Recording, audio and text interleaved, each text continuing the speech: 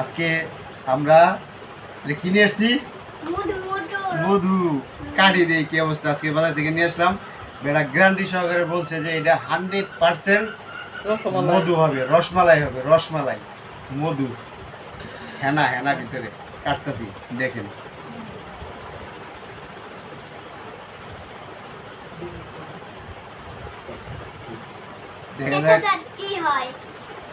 দেখা যাক গাইস কি বের হয়।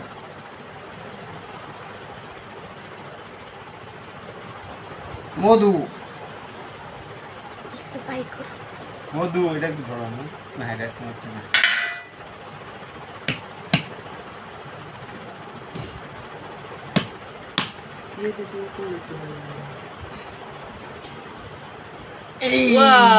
মধু মধু রসমালাই, এটা যা বলছে একদম দানা দানা চিনি চিনি হয়ে গেছে। জিনিসটা অনেক ভালো, রসমালাইয়ের চাইতেও কোনো অংশে কম না, পুরোটাই লাল, একদম লালে লাল রসমালাই। ধন্যবাদ সকলকে।